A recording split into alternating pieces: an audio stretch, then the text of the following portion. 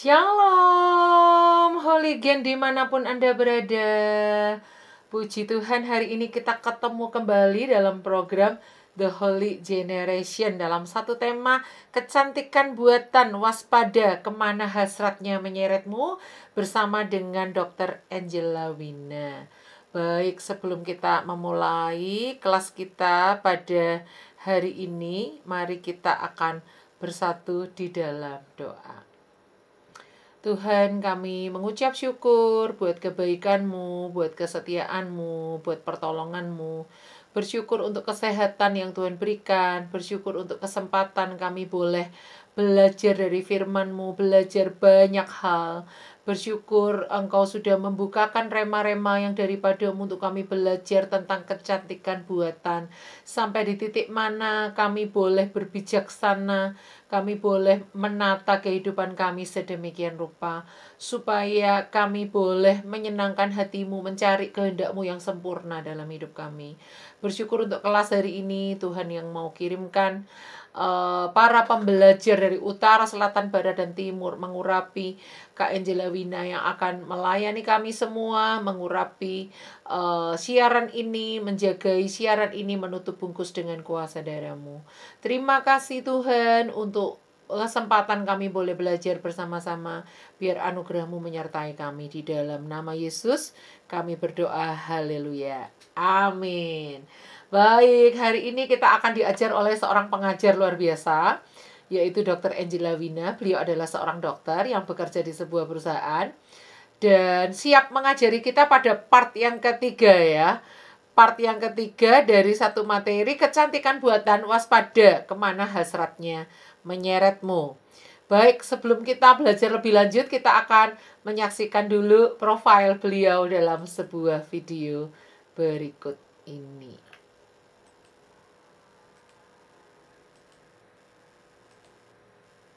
Shalom semuanya, selamat berjumpa kembali dengan Shema Adonai dalam channel YouTube Cahaya Firman.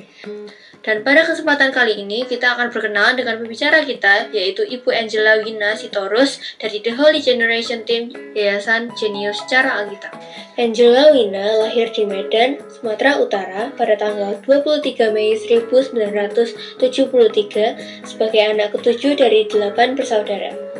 Masa kecil dan remaja dijalaninya dengan sangat sulit akibat berbagai keadaan dan peristiwa yang berat baginya. Dalam segala situasi yang tidak mudah dilalui, Wina diperkenankan Tuhan mengenyam pendidikan dokter di Universitas Padjadjaran Bandung. Setelah sekian tahun mengabdi bagi masyarakat, lalu dia melanjutkan magister di Universitas Indonesia untuk mendalami ilmu occupational health. Ketertarikannya di dunia kesehatan mental anak dan remaja membawa Wina untuk kembali mengambil pendidikan, yaitu di bidang konseling yang saat ini sedang ditekuninya.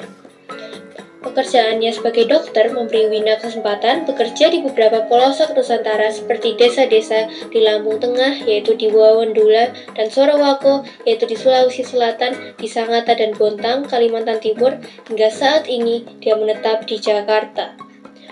Wina menikah dengan IG Made Swasta, seorang sarjana geologi pada tahun 2003. Ia dikaruniai 2 orang putri, yang pertama berusia remaja yaitu Nicolene Evangelista dan yang kedua berusia anak-anak yaitu Faith Aurelia.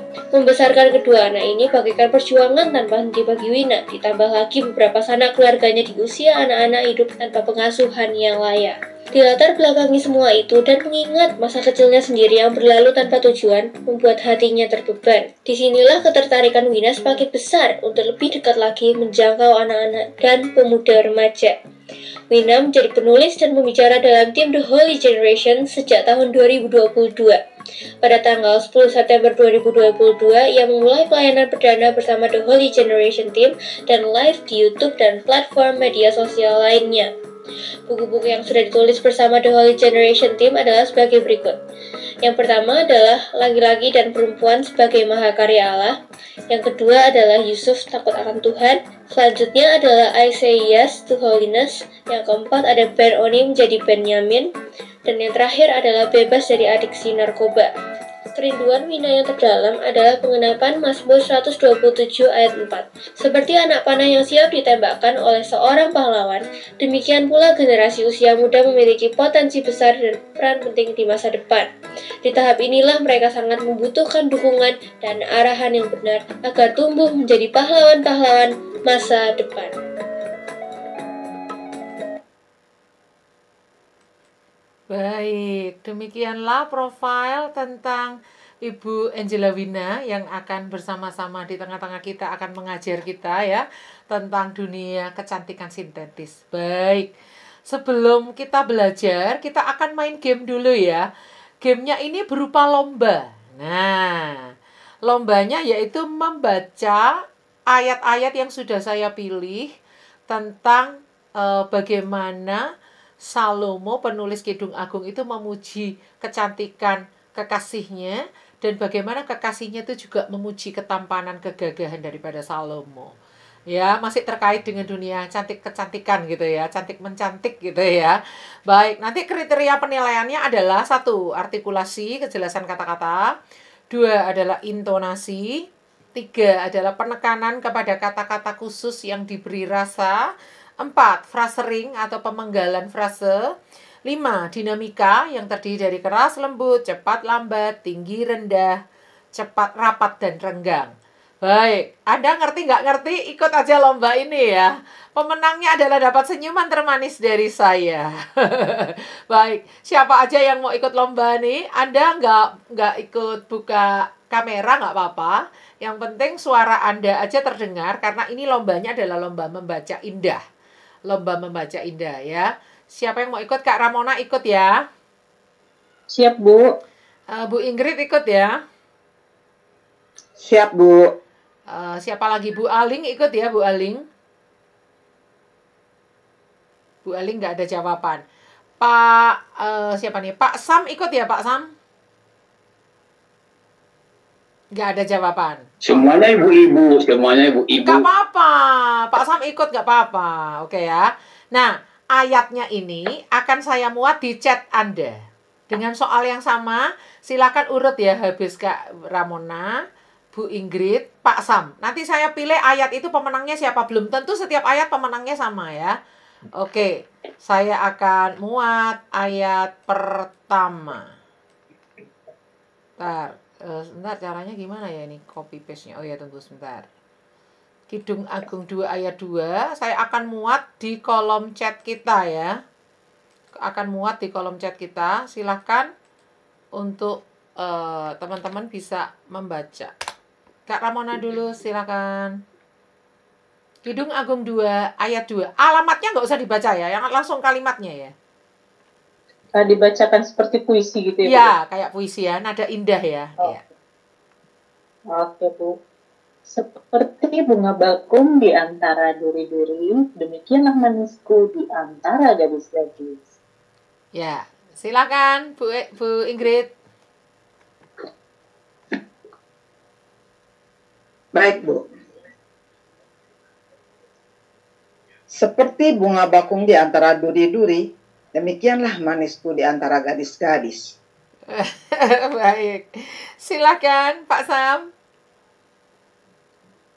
Seperti bunga bakung di antara duri-duri, demikianlah manisku di antara gadis-gadis. Oh, iya. Oke. Ini ya, ini jurinya saya ya. Mohon maaf ya. Anda jangan sakit hati nih sama saya. Saya menilai benar-benar nggak berdasarkan like and dislike ya. Untuk Kak Ramona nilai 70. Bu Ingrid nilai 60, Pak Sam 65. Oke, jangan lupa ya. Intonasi, artikulasi, penekanan pada kata-kata khusus yang kita beri rasa, frasering, pemenggalannya, lalu dinamika itu ada keras, lembut, cepat, lambat, tinggi, rendah, rapat, dan renggang. Coba saya yang baca ya. Seperti bunga bakung di antara duri-duri, demikianlah manisku di antara gadis-gadis. Kira-kira kayak gitu ya. Oke, soal berikutnya. Saya udah koleksi banyak ayat ini tadi, rayuan-rayuan yang ada di Kidung Agung. Soal berikutnya, Kidung Agung 1 ayat 8. Tunggu saya copy paste dulu. Kidung Agung 1 ayat 8. Oke, siap ya. Ada di kolom chat ya. Kak Ramona dulu, silakan Kak Ramona. Jika engkau tak tahu, hai jelita di antara wanita, ikutilah jejak-jejak domba dan gembalakanlah anak-anak kambingmu dekat perkemahan para gembala. Wah, sudah mulai ada cepat lambatnya gitu ya Kak Mona ya. Oke, kita lanjut dengan Bu Ingrid. Silakan Bu Ingrid. Jika engkau tak tahu, hai jelita di antara wanita, ikutilah jejak-jejak domba dan gembalakanlah anak-anak kambingmu dekat perkemahan para gembala. Wah, bagus, luar biasa. Silakan Pak Sam. Jika engkau tak tahu, hai jelita di antara wanita, ikutilah jejak-jejak domba dan gembalakanlah anak-anak kambingmu dekat perkemahan para gembala. Oh, iya. Iya.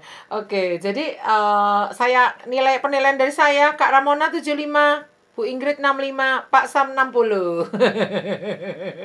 Pak Sam harus menggelegarnya itu ya. Biar jangan terlalu menggelegar ya, karena ini bahasa puisi itu harus indah gitu ya. Oke, kita lanjut soal ketiga. Soal ketiga sementara ini masih memimpin di depan yaitu Kak Ramona. Oke, ini seru lagi nih. Kidung Agung 1 ayat 9. Sebentar. Saya akan copy dulu dan paste di sini. Ya, silakan Kak Ramona.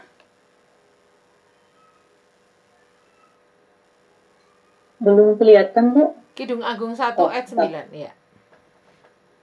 Saya turunin kayaknya. Ya. Nggak bisa ya. Saya ulangi lagi atau gimana? Belum keluar di chat, Bu. Belum keluar di chat. Oh, Saya juga belum. Oh, ini ya. Ini baru-baru. Oh ya, tadi lupa saya klik rupanya, lupa saya enter, mohon maaf. Oh iya. Oke. Wah, ini ada kudanya deh. Dibaca dulu Kak Ramona, biar hasilnya sempurna tuh dibaca dulu, latihan dalam hati dulu ya. Latihan dalam hati dulu ya. Oke. Dengan kuda betina daripada kereta-kereta Firaun, kuumpamakan engkau manisku. Iya. Oke, lanjut Bu Ingrid. Silakan Bu Ingrid. Dengan kuda betina daripada kereta-kereta Firaun, kuumpamakan engkau manisku. Wah, luar biasa. Pak Sam, silakan Pak Sam. Dengan kuda betina daripada kereta-kereta Firaun, kuumpamakan engkau manisku. Oh ya. Dengan nilai Kak Ramona 60, Bu Ingrid 75, Pak Sam 65. Yeay. Coba saya yang baca ya. Dengan kuda betina daripada kereta Firaun, kuumpamakan engkau manisku. Kira-kira gitu ya. Harus pintar merayu ini ya. Karena kita ini adalah mempelai Kristus untuk menyambut kedatangan Kristus kedua kali. Jadi kita ini harus punya kayak kemesraan dengan Tuhan. Kemesraan yang seperti apa? Kerinduan untuk semakin dekat Dia, kerinduan untuk semakin mengenal Dia, ya. Mempercantik karakter kita setiap hari semakin serupa Dia gitu ya. Supaya Tuhan itu juga mau jemput kita, pengantinnya itu senang karena kita didapati itu tanpa cacat celah begitu ya. Baik. Berikutnya, ayat berikutnya Kidung Agung 2 ayat 3 saya contohin dulu. Semakin mirip dengan saya, semakin nilainya tinggi. Oke. Bentar, saya baca dulu. Oke.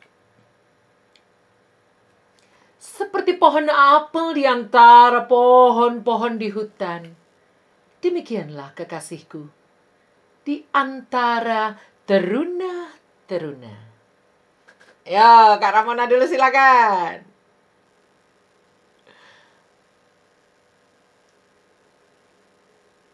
Kak Ramona. Oke, Bu. seperti pohon apel di antara pohon-pohon di hutan. Demikianlah kekasihku di antara teruna-teruna. Oke, bagus. Silakan. Silakan Bu Ingrid, Bu Ingrid.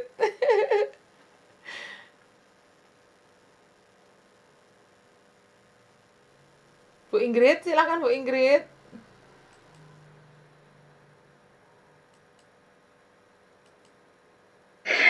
Ya Bu, maaf Bu. Seperti pohon apel di antara pohon-pohon di hutan. Demikianlah kekasihku di antara teruna-teruna. Oke, silakan Pak Sam. Nggak dibaca sampai habis ayat 3-nya. Enggak, Pak. Hanya yang A, Pak. Silakan, Pak. Iya, bentar.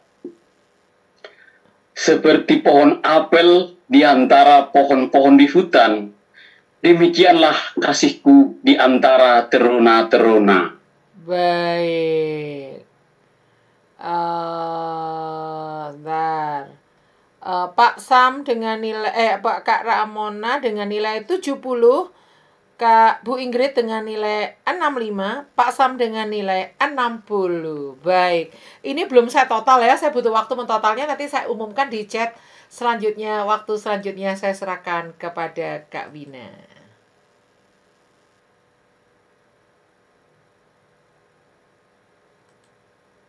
Silakan Kak Wina. Sementara saya mentotal nilai Anda ya, siapa yang menang ya. Baik. Shalom. Shalom. Terima kasih Kak Grace. Shalom semua. Iya, shalom. Oke, ya. Sambil mau lanjut atau stop dulu ya Kak gamenya? Di Sudah stop selesai aja ya? Kak. Iya, sudah selesai. Iya. Oke, doa juga sudah ya Kak? Sudah Kak. Sudah Kak, kita sudah doa tadi. Oke, ya. Baiklah, kita langsung mulai saja. Shalom Holy Gang. Shalom semua pendengar.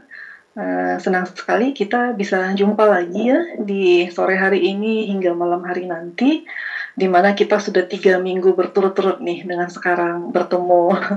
Ya, kita akan mulai ya. Sebelumnya Kak Wina akan coba refresh sedikit saja ya sekilas untuk kita bisa ingat materi yang sudah kita bahas sebelumnya, dan mungkin ada di antara Hooligan yang menyaksikan saat ini tetapi belum mengikuti kelas yang sebelumnya ya, session yang sebelumnya. Jadi saya persilahkan untuk melihat di YouTube channel kita, di sana bisa diikutin ya, bisa dilihat. Oke. Iya, saya akan share screen terlebih dahulu.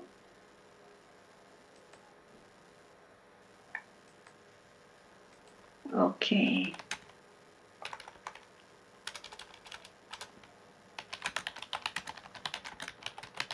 Ya. Oke, Hooligan.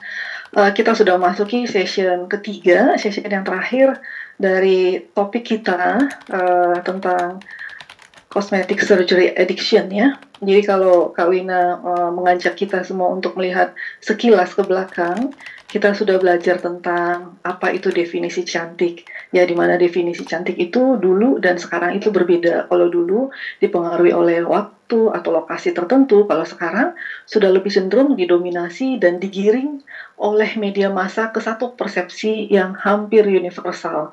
Ya. Kemudian Hooligan juga kita sudah belajar mendefinisikan remaja pada umumnya dan bagaimana diri kita sendiri menggambarkan kita ya sebagai pribadi yang cantik ya. Lalu dari hati ke hati kita sudah diajak untuk mengenali diri sendiri. Kemudian kita juga ada belajar mengenai kecantikan fisik. Apakah kecantikan fisik itu penting? Ya, kita sudah tahu semuanya ya. Di mana ada paradigma yang beredar luas yang ternyata paradigma itu keliru ya, Hooligan. Kemudian ada juga sharing stories dari teman-teman remaja pemuda tentang pengalaman mereka mengalami adiksi terhadap kecantikan ya. Jadi ada yang waktu itu kita dengarkan ya bagaimana mereka sangat bergantung dengan catok, dengan alis buatan, bulu mata, skin whitening dan lain-lain ya. Kemudian kita juga sudah belajar apa kata Alkitab tentang kecantikan. Kita waktu minggu lalu belajar dari Daud yang masih ABG ya. Kemudian kita juga belajar dari Petrus yang kelakuannya atau karakternya yang narsis. Kemudian Paulus seorang Farisi garis keras, dan juga ada banyak sekali tokoh-tokoh yang ada yang sebagian meet God requirements for beauty, ada juga yang not meet ya. Jadi di sana kita akhirnya mengenali bagaimana cantik itu versus cantik itu di mata Tuhan versus di mata manusia ya. Kemudian kita sudah juga belajar merawat kecantikan lahiriah, kita berkenalan dengan berbagai tipe make up, lalu ada aesthetic treatment, ada cosmetic surgery, ya. Kemudian kita juga sudah mulai sekilas melihat tentang kecanduan bedah kosmetik, apa itu, ya. Nah, sekarang kita mulai dari sana. Kak Wina akan tunjukkan materi yang akan kita bahas sekarang, ya. Oke. Nah, ya sekilas tentang kecanduan bedah kosmetik ya, Holigen. Oke, di mana? Nah, ini dia. Apa itu kecanduan bedah kosmetik?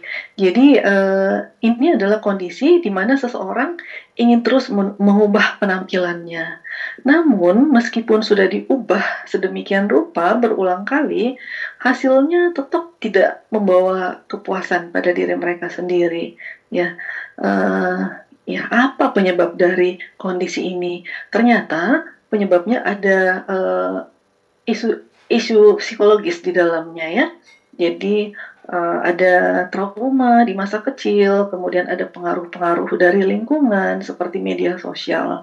Nah, salah satu kondisi di mana terjadinya kecanduan bedah kosmetik yang dipengaruhi oleh isu psikologis ini dikenal dengan sebutan gangguan dismorfik tubuh atau body dysmorphic disorder, atau kalau kita singkat disebut dengan BDD.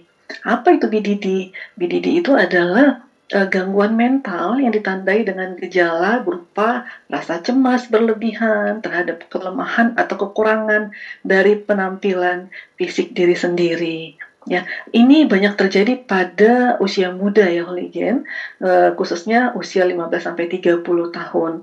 Penderita ini sering merasa malu dan merasa resah gitu karena menganggap dirinya buruk, sehingga mereka sering menghindari berbagai situasi sosial. Ya, selain itu penderita BDD ini juga sering menjalani operasi plastik untuk memperbaiki penampilannya. Namun, seperti yang kita sudah sebut tadi, ternyata walaupun sudah mengubah dengan berbagai operasi, rasa cemas dan gangguannya tidak berkurang, bahkan seringkali semakin bertambah berat ya. Nah, untuk itu kita perlu tahu apa sedikit lagi ya tentang BDD ini ya. Ya, kita mungkin bisa mengenalinya ya dengan gejala atau perilakunya. Barangkali Holigen pernah mengalami atau merasakan, atau ada orang terdekat yang mengalaminya, jadi nanti bisa mengenalinya ya. Kemudian ya ini adalah gejala atau perilaku. Jadi orang dengan BDD ini biasanya suka bercermin berulang-ulang dalam waktu yang lama ya. Jadi menghabiskan banyak waktu untuk di depan cermin, Holigen. Kemudian berusaha sedemikian rupa untuk menyembunyikan anggota tubuh yang dianggapnya tidak sempurna ya. Jadi nggak pede banget gitu Holigen, berusaha ditutupin ya. Lalu orang dengan BDD ini seringkali tidak yakin gitu, walaupun dia sudah berusaha tampil sedemikian rupa, dia merasa nggak nggak puas gitu, nggak percaya, sehingga seringkali minta pendapat orang lain. Ya, pernah nggak Holigen menemukan seseorang seperti itu? Dia bertanya, sudah gimana nih, sudah cantik belum? Tapi ketika kita jawab dengan jujur bahwa itu sudah oke, sudah rapi, dia tetap merasa kurang percaya dan bertanya berulang-ulang. Ya, ya ternyata gejala atau perilaku ini ya perlu diperhatikan ya, lebih hati-hati gitu, karena bisa jadi itu adalah bagian dari gejala awal BDD ini. Kemudian orang dengan BDD juga seringkali mengukur atau misalnya menimbang ya berat badan berulang kali, padahal baru aja ditimbang sekitar 1 atau 2 jam kemudian ditimbang lagi, atau menyentuh area tubuhnya yang dianggap tidak sempurna, misalnya hidungnya, dikit-dikit dipegang lagi hidungnya, atau bagian tubuh yang lain ya yang mereka anggap itu satu hal yang kurang indah begitu. Nah, Holigen itu perlu kita kenali, dan kalau kita sudah kenali, kita boleh belajar bagaimana untuk mencegahnya ya. Nah, kita tahu bahwa kondisi tadi, gejala atau perilaku tadi dipengaruhi oleh pikiran ya, atau disebut dengan psikologis ya. Jadi ada pengaruh psikologis, sehingga untuk mencegahnya kita pun harus masuk, jalan masuknya itu adalah dari pola pikir juga ya. Jadi perlu sekali bagi kita Holigen untuk memperbaiki pola pikir kita atau persepsi kita tentang bentuk tubuh yang kita miliki. Jadi kita menaruh persepsi yang benar, yaitu yang lebih diutamakan itu adalah tubuh yang sehat, sehingga kita memiliki pola pikir yang realistis ya, begitu. Kemudian nah kenapa kita merasa perlu berhati-hati, perlu untuk menjaga, memastikan kita tidak masuk ke dalam kecanduan bedah kosmetik ini ya. Jadi Holigen jangan berpikir bedah kosmetik ini kan tidak masalah selagi dia mampu, selagi ya punya biayanya dan itu menunjang penampilannya. Mungkin ada Holigen yang berpendapat ini tidak masalah. Jadi kita perlu tahu nih Holigen, apa risiko kecanduan bedah kosmetik ini. Ini adalah sederetan dari risiko jika melakukan bedah kosmetik ya. Yang pertama ada risiko infeksi ya. Kemudian ya jelas saja Holigen, karena dengan adanya pembedahan itu menggunakan pisau, jadi ada luka di sana. Nah, proses penyembuhan luka ini sendiri butuh banyak sekali persyaratan ya. Misalnya harus bersih, harus steril, tidak boleh banyak gerak, harus ini itu. Nah, jika itu tidak bisa dipenuhi, ada risiko terjadinya infeksi. Juga bisa terjadi pendarahan misalnya, atau memar yang berlebihan, bengkak, atau ada nanah di dalam sehingga membentuk kantong cairan nanah ya. Kemudian ketika melakukan operasi itu ada juga karena menggunakan anestesia. Nah, kita tahu pasti ada kemungkinan terjadinya efek samping atau efek yang tidak diinginkan dari menggunakan obat-obat anestesi ini. Nah, tidak sampai di situ saja Holigen. Kalaupun masalah infeksi, pendarahan, dan lain-lain atau anestesi ini sudah dilewati, nah ada satu masalah lagi nih ketika masa penyembuhan luka. Ya, nah bukan yang bertambah cantik, misalnya di bawah garis mata atau dimanapun di bagian tubuh ya, ketika dibuat sayatan atau dilakukan operasi, seringkali pada proses penyembuhan lukanya memang sembuh, tapi tidak sembuh dengan sempurna. Yang seringkali muncul jaringan parut. Jadi alih-alih kulitnya jadi lebih baik, lebih cantik, lebih halus, malah muncul jaringan parut yang ada orang-orang tertentu dengan kecenderungan keloid atau jaringan parut, ini malah kondisinya akan jadi lebih buruk ya. Nah, ini termasuk risiko kegagalan untuk penyembuhan juga. Kemudian ada banyak Holigennya, misalnya mati rasa, ya mungkin ada persarafan yang rusak di permukaan kulit, ada yang fungsinya menjadi hilang atau berkurang. kemudian implan yang bisa bergeser atau berpindah dari tempatnya. Jadi ada banyak sekali ya Holigen risiko dari kecanduan bedah kosmetik ini. Itu tidak sekedar kita ada uang, kemudian ketemu tempat bedah kosmetik yang bagus, dan semuanya berjalan lancar. Nah, berbagai hal ini tentu saja sangat dibutuhkan untuk dipertimbangkan, khususnya kita harus memiliki harapan yang realistis untuk bisa mendapatkan kepuasan terhadap hasilnya. Ya, oke. Nah, ada juga penyalahan narkoba ya, ada risiko berkembangnya kecanduan obat yang terjadi secara bersamaan ya. Karena ini mengapa bisa terjadi? Karena orang-orang dengan operasi ini pada proses pemulihan atau penyembuhan itu seringkali ada nyeri ya, sehingga mereka membutuhkan anti nyeri ya. Anti nyerinya bisa saja dengan tingkatan yang cukup tinggi ya, sehingga seringkali itu dilakukan penggunaan narkoba juga ya untuk efek anti nyerinya itu tadi. Oke, nah pencegahan tadi kalau kita ringkas ya, pencegahan supaya tidak terjadi risiko ataupun kecanduan bedah kosmetik. Nah, Holigen ketika Holigen mulai menyadari bahwa ini ada nih gejala-gejala yang atau perilaku yang nampaknya mengarah ke sana. Ya, jadi yang bisa dilakukan adalah Holigen bisa berdiskusi dengan terapis atau dengan konselor ya, tentu saja yang kompeten. Kemudian boleh juga berdiskusi dengan orang terdekat yang bisa dipercaya ya, atau yang mempunyai pengetahuan di bidang ini. Bisa juga secara langsung berdiskusi dengan ahli bedah kosmetiknya. Ahli bedah kosmetik yang baik tentu saja akan memberikan edukasi atau screening di awalnya, ya, memberikan pemahaman prosedurnya seperti apa, efek sampingnya seperti apa, dan bahkan ketika seorang ahli bedah kosmetik menemukan ada potensi bahwa seseorang ini akan mengalami kecanduan, dokter tersebut perlu sekali merujuk pasiennya itu atau calon pasiennya ke psikiater atau melakukan pemeriksaan-pemeriksaan khusus untuk lebih mendapat gambaran tentang kejiwaan pasien yang akan ditanganinya. Ya, seperti itu Holigen. Kita masuk lagi. Oke, ini adalah bagian yang minggu lalu sebenarnya.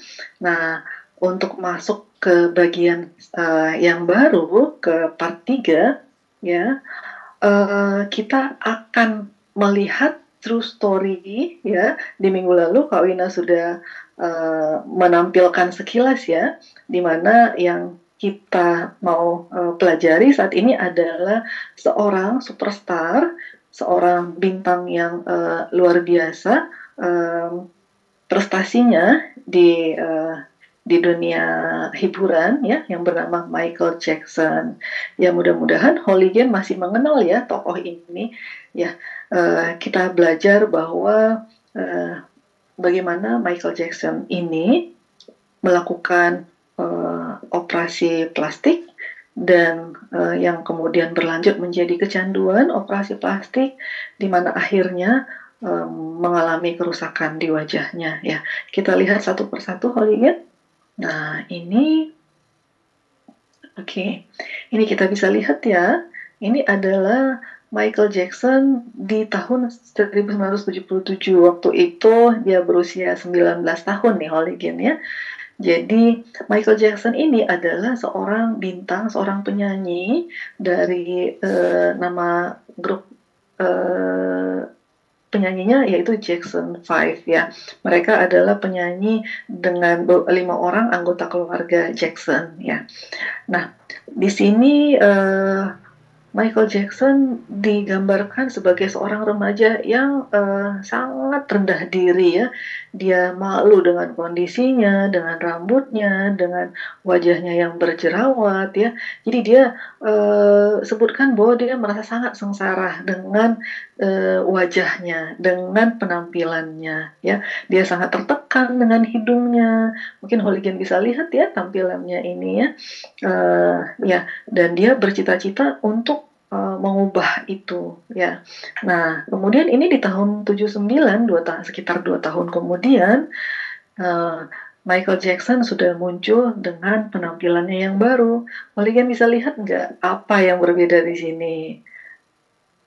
Bisa lihat? Nah, iya benar Oligen ya. Ini hidungnya terlihat lebih slim ya. Nah, jadi di sini Oligen pada usia sekitar 20-21 tahun, Michael Jackson mulai memamerkan hidungnya ya yang baru. Dia sangat ingin mempunyai lebih kecil ya. Dan ternyata Oligen ketika Kak Wina baca lagi artikelnya lebih detail, kenapa Michael Jackson ingin sekali mengubah hidungnya, itu ada akibat dari trauma di masa kecil, di mana ayahnya sering sekali mengolok-oloknya, mengejeknya karena hidungnya yang sangat besar itu, sehingga dalam kemarahannya dan banyak lagi Oligen perlakuan menyimpang yang dilakukan oleh ayahnya ya, salah satunya mengejek penampilannya ya, dan karena itu dengan banyak sekali kepahitan atau kemarahan dalam dirinya, Michael Jackson benar-benar ingin mengubah penampilannya ya. Lalu kita lihat di gambar berikutnya, ini sekitar tahun 1983 Oligen.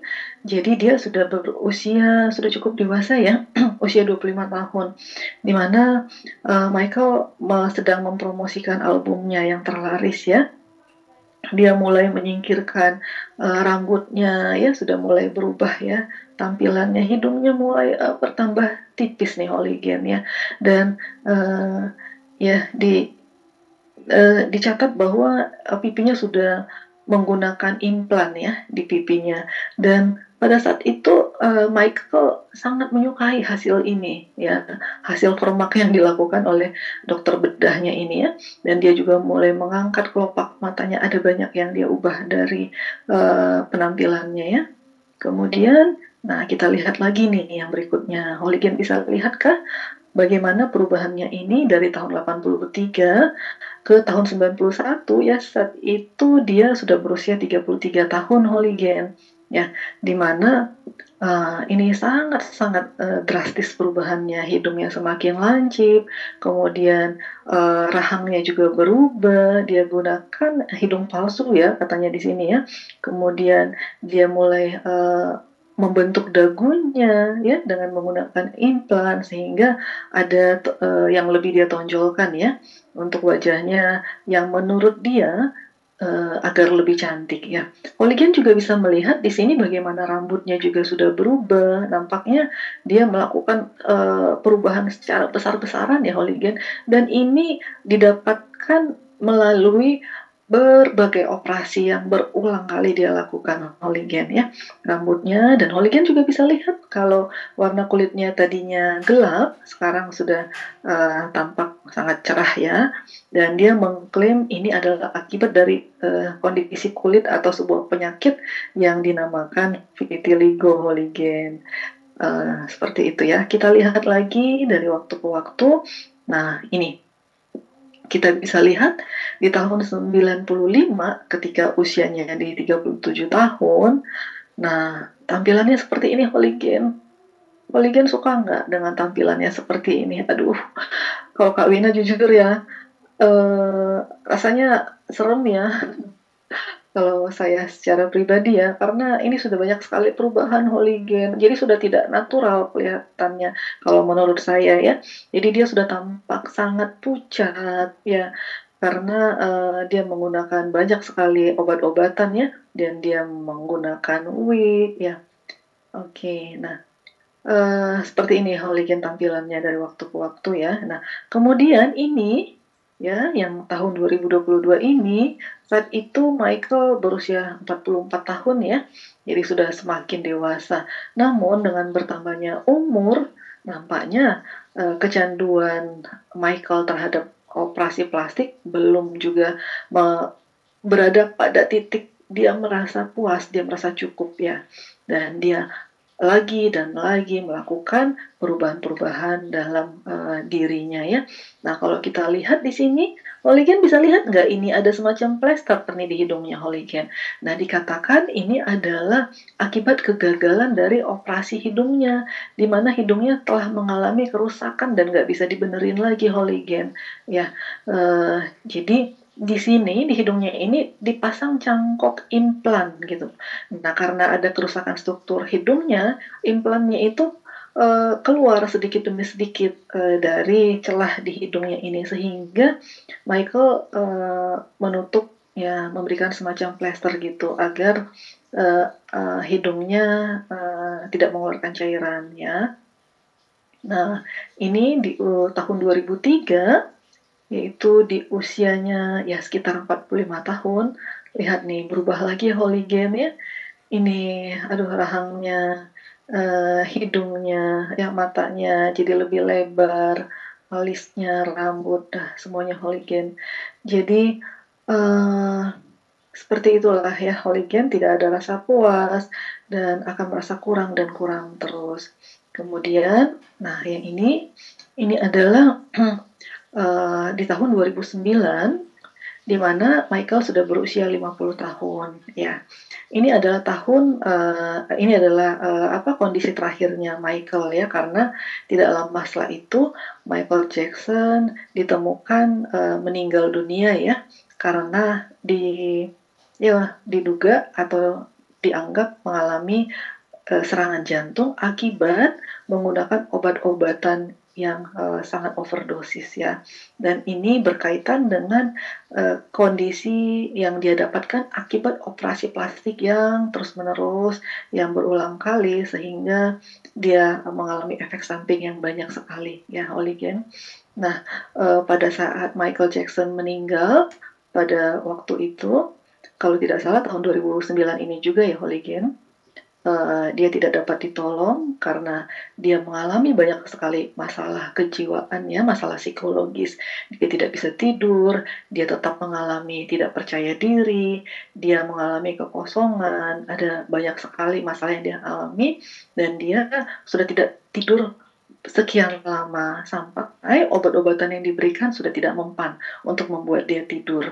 Nah, akhirnya karena untuk mendapatkan efek tidur, karena pada waktu itu Michael sedang merencanakan sebuah tour ya, atau tour yang tidak kesampaian ya Holigen.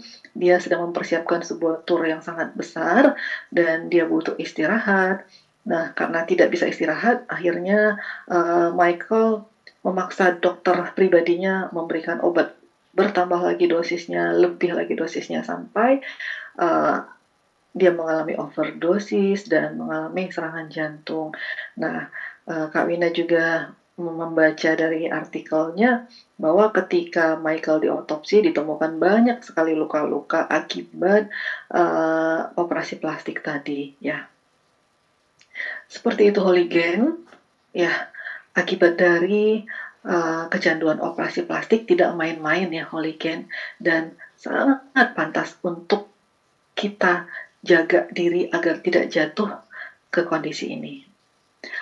Oke Holigen, Kak Wina juga mau menunjukkan true story lainnya ya. Kali ini yang berlawanan dengan kondisi yang dialami oleh Michael Jackson. Siapa dia? Kita lihat, dia adalah Julia Roberts. Dia berkata, saya mempertaruhkan karir dengan tidak melakukan operasi plastik.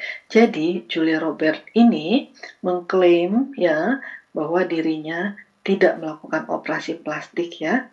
Nah, dia adalah seorang aktris yang populer dan berbakat di industri Hollywood ya Holigen ya.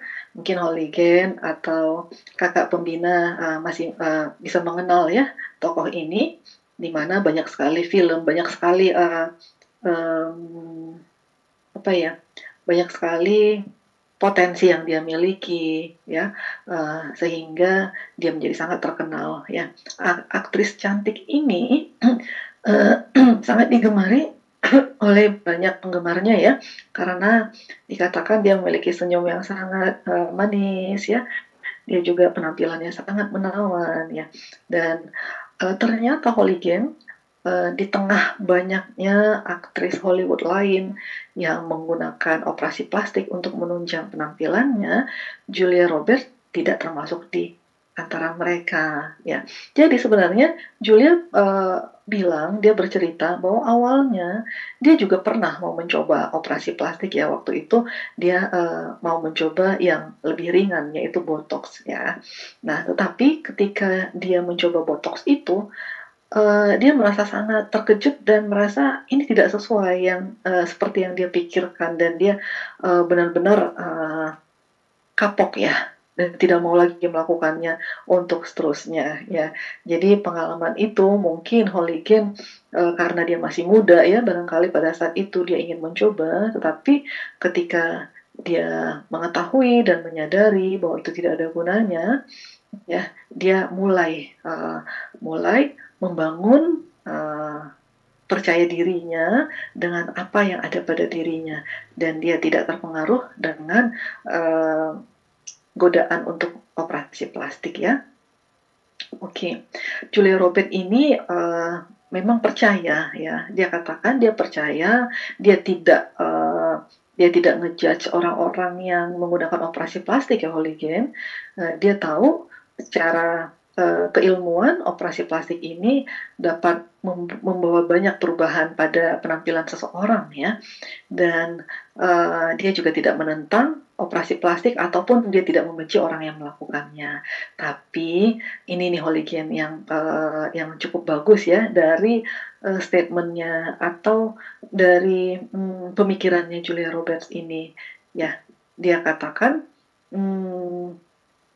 ya bahwa dia ingin suatu hari nanti ketika anak-anak yang bertumbuh besar ya, mulai dari kecil, anak-anaknya tahu kapan dia marah, kapan dia senang, dan kapan dia bingung. Pokoknya dia ingin semua ekspresinya dapat ditangkap dengan baik oleh anak-anaknya, sejalan dengan bertambahnya usianya. Jadi dia ingin memori itu yang dikenang oleh anak-anaknya atau oleh keluarganya.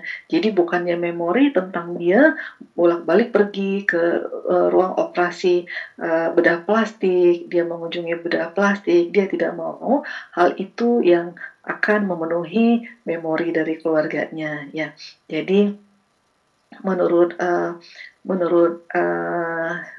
Julia, bahwa dia sangat mensyukuri gen yang dia miliki. Dia sangat mensyukuri apa yang ada dalam dirinya, dan dia menghargai itu sebagai bentuk dia menghargai pemberian Tuhan ya. Dan Julia juga mengatakan bahwa bagi dirinya ya, yang dia butuhkan adalah orang-orang yang mencintainya, ciuman atau pelukan dari orang-orang yang terkasih. Itu melebihi penampilannya yang tidak ada ya, yang tidak ada bandingannya lah dengan relation bersama orang-orang yang dikasihinya. Begitu Hooligan. Menarik sekali ya Hooligan, hal-hal yang menjadi prinsip dari Julia Roberts ini dapat kita ambil dan dapat kita jadikan juga sebagai acuan buat kita untuk lebih menghargai apa yang ada pada diri kita. Oke, selanjutnya kita masuk lagi lebih jauh. Nah, kali ini kita ingin tahu Hooligan, bagaimana Alkitab memandang operasi plastik untuk kecantikan. Wah, ini seru nih. Pasti Hooligan sudah tidak sabar ya, ingin tahu seperti apa sih pendapat Alkitab ya. Jadi Hooligan, begini ya, memang operasi plastik itu untuk di zaman sekarang, bahkan dari dulu ya, tapi khususnya di zaman sekarang, itu sudah bukan hal yang luar biasa ya Hooligan. Jadi banyak orang demi penampilan agar bisa lebih cantik, lebih tampan, lebih muda, ya. Banyak sekali orang yang rela melakukan operasi plastik ini. Nah, yang menjadi pertanyaan adalah, apakah orang Kristen boleh melakukan hal ini? Ya. Ada pula yang mengambil ayat Alkitab ya dan bertanya seperti ini, bukankah kita sudah diciptakan Tuhan dengan sempurna? Mengapa harus dioperasi? Gitu. Dan apakah operasi plastik itu dosa? Nah, kita lihat yuk seperti apa Alkitab berkata tentang hal ini. Oke, Hooligan. Ya, kita akan lihat dari berbagai sudut pandang ya mengenai ini. Ada yang dari Perjanjian Lama dan Perjanjian Baru. Namun pada prinsipnya Hooligan, kita perlu tahu bahwa Alkitab tidak mencantumkan secara gamblang dalam tulisannya tentang prosedur operasi plastik. Ya, tidak ada tuh tertulis dilarang operasi plastik atau operasi plastik itu adalah dosa dan seterusnya. Namun kita akan mengkaji prinsip-prinsip Alkitab sebagai pandangan praktis terhadap operasi plastik. Seperti ini Hooligan ya.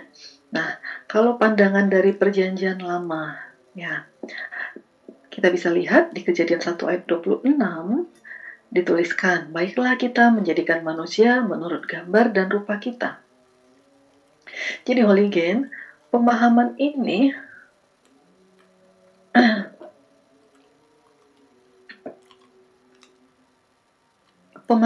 menjelaskan tentang keserupaan manusia dengan gambaran Allah sebagai makhluk ciptaan Tuhan. Ya, jadi manusia secara khusus kita sebagai umat Tuhan mencerminkan gambar dan rupa Allah. Ya, Hooligan masih ingat ya? Itu tertulis di Kejadian 1 ayat 26 ya. Jadi jika dikaitkan kepada prosedur operasi plastik jenis estetika, ya operasi plastik itu ada dua jenis ya Hooligan. Jadi ini khususnya tentang yang jenis estetika ya. Katakanlah itu misalnya operasi hidung ya Hooligan. Ya, maka motif moral dan spiritual yang melandasinya itu tidak sejalan Hooligan dengan prinsip gambar dan rupa Allah. Ya, Kak Wina perlu jelaskan ya, yang dimaksud dengan operasi plastik rinoplasti ya. Jadi bisa ada dua kondisi Hooligan. Ketika seseorang mengalami masalah di hidung, ada kondisi di mana tulang hidungnya ini tidak simetris sehingga proses bernafas itu terganggu atau karena kondisi atau hidungnya bengkok ya. Kakak saya dulu mengalami hal itu juga ya. Jadi hidungnya memang mancung tinggi tapi tulangnya agak bengkok ya. Karena anatomi itu sehingga jadi ada kecenderungan mengalami infeksi saluran nafas Hooligan, bahkan sampai mengalami sinusitis.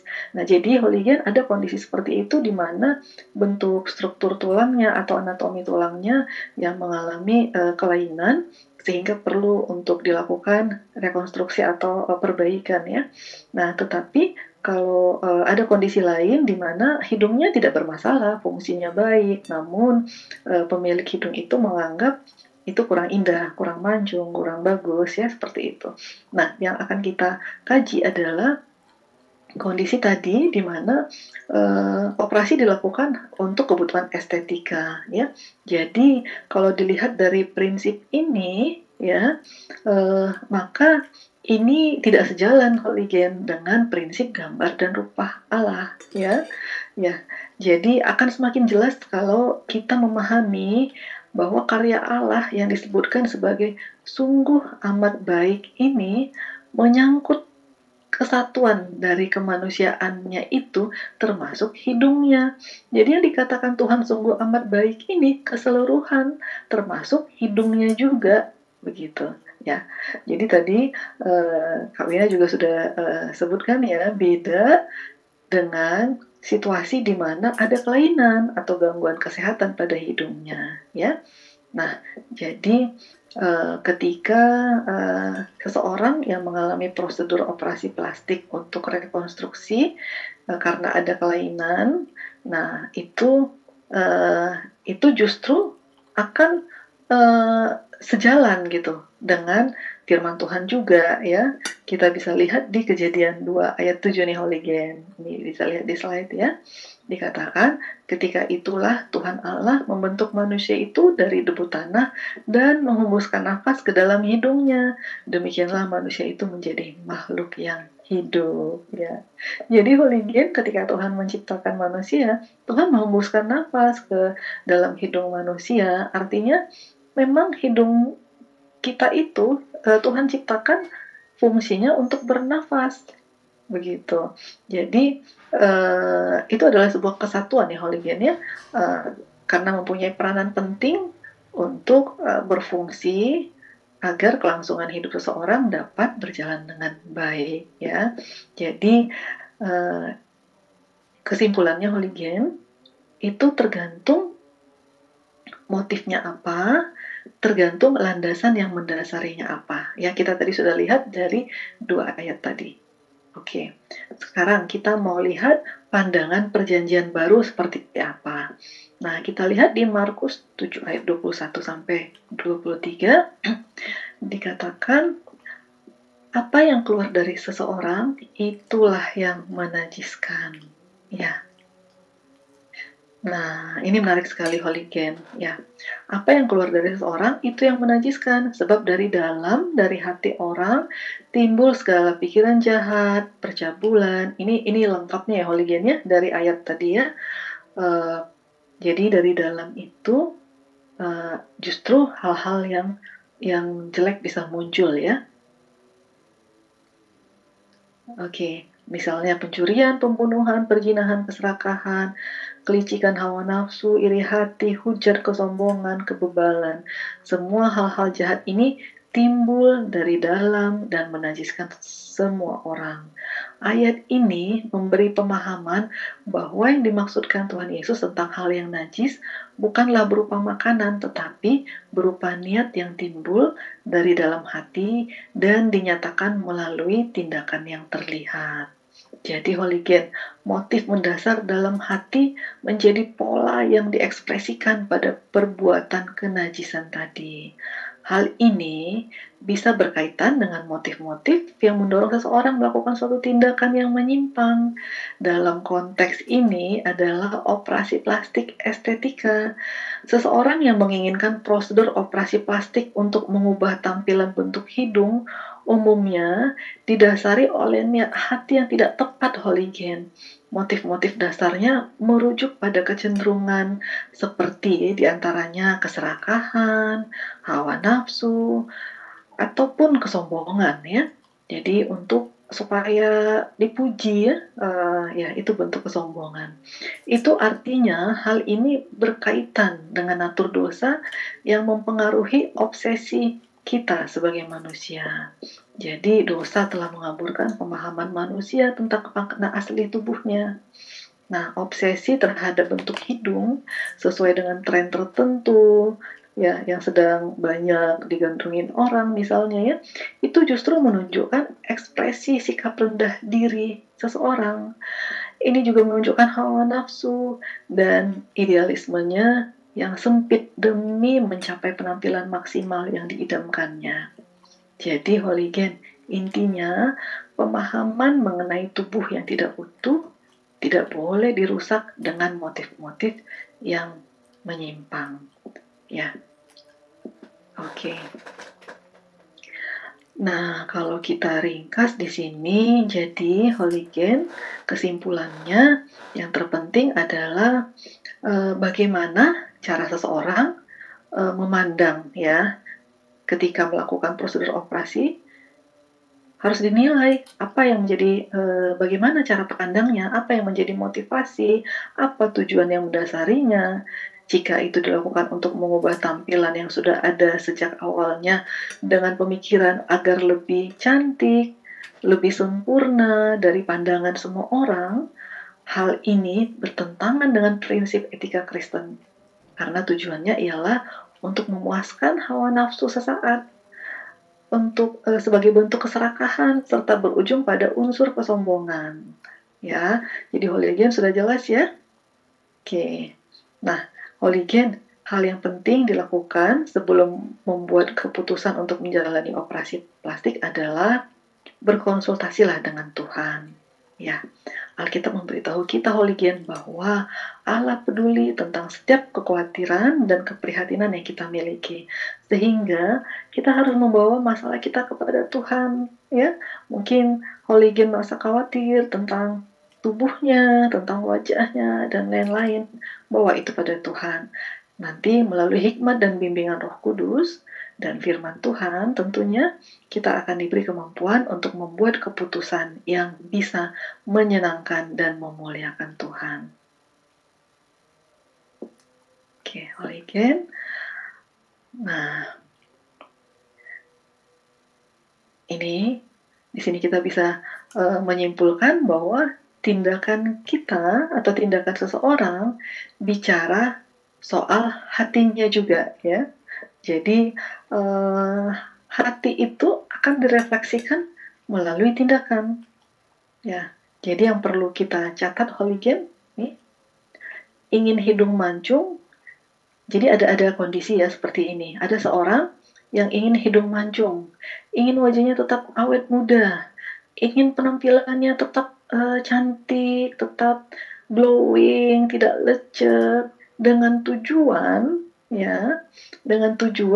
agar hubungannya tetap terjaga gitu, atau agar relasinya dengan seseorang, dengan pasangannya, atau dengan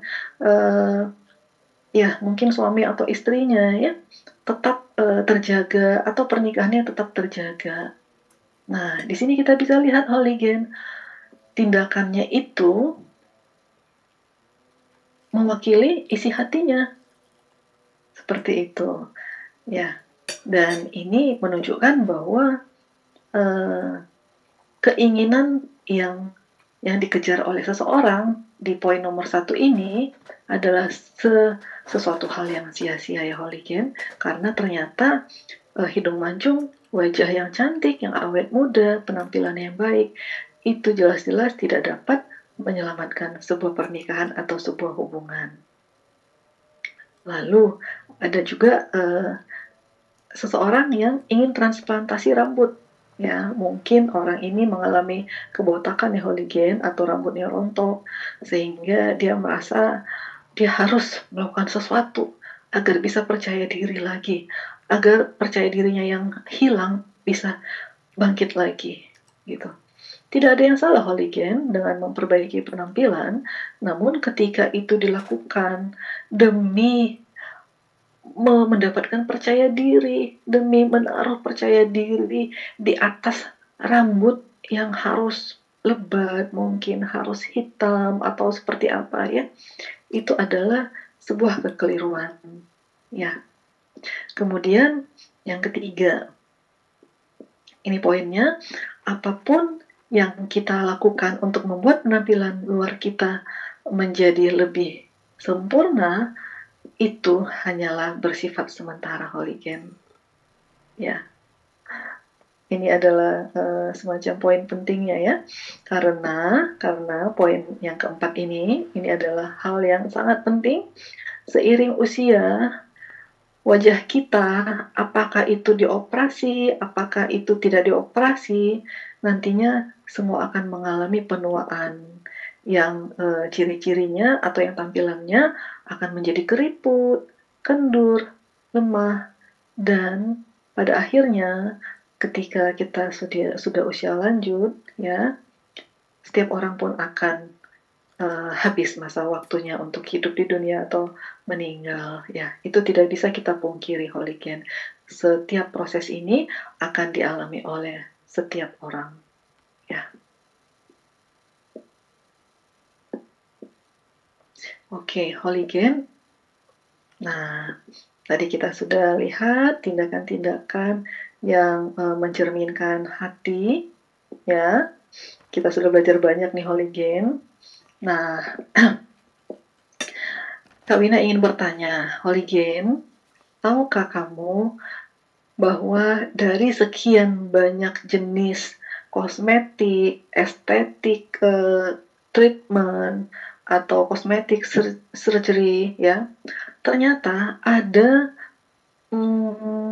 riasan atau makeup atau apalah itu namanya yang jauh lebih powerful daripada riasan manapun atau daripada permak tubuh manapun, ya. Nah, Alkitab merekomendasikan riasan ini holigen, ya, supaya itu ada di dalam diri kita, bukan hanya untuk membuat orang lain tertarik, ya. Tidak hanya sekedar itu holigen, tetapi riasan atau makeup yang satu ini juga akan menjadi kekuatan yang membuat kita layak dihormati dan berkenan di hadapan Tuhan. Apa itu? Yuk kita lihat di sini ya. Nah, yang pertama adalah takut akan Tuhan, ya. Nah, di Amsal 31 nanti holigen bisa baca sendiri ya. Di sana dicantumkan kriteria seorang wanita yang pantas menjadi istri raja. Ya, jelas istri raja ini kualitasnya tidak sembarangan ya holigen. Inilah karakter-karakter yang perlu dimiliki seseorang, bukan hanya perempuan, tapi juga laki-laki. Jadi dikatakan di ayat itu, ia kuat, rajin, bertanggung jawab, suka memberi, dan berbuat baik, mandiri, serta memiliki perencanaan yang baik.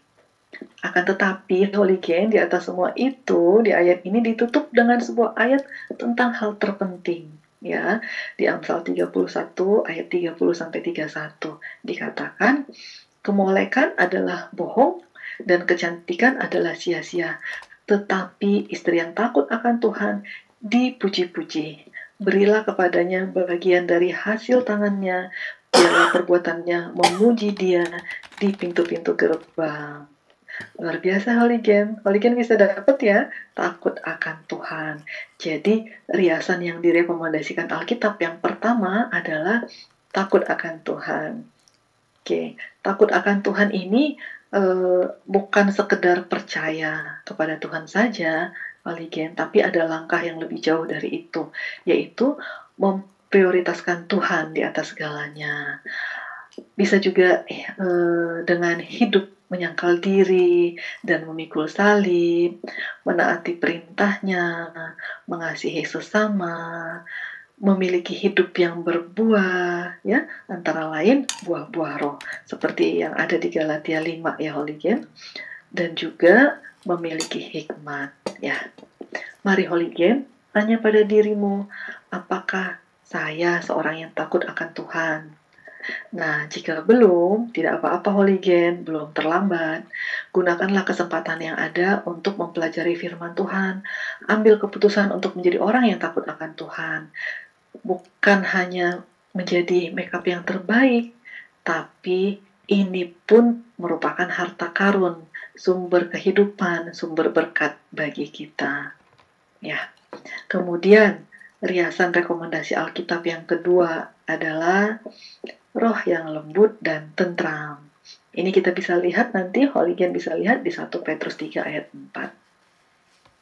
Dikatakan, tetapi perhiasanmu ialah manusia batinnya yang tersembunyi dengan perhiasan yang tidak binasa, yang berasal dari roh yang lemah lembut dan tentram, yang sangat berharga di mata Allah.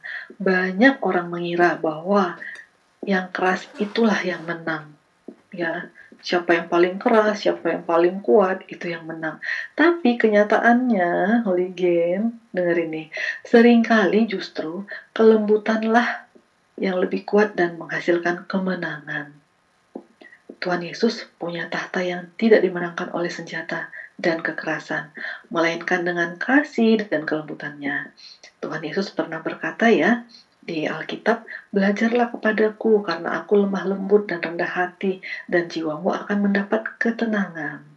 Jadi, ingat ya holigen, yang kedua, roh yang lemah lembut dan tentram.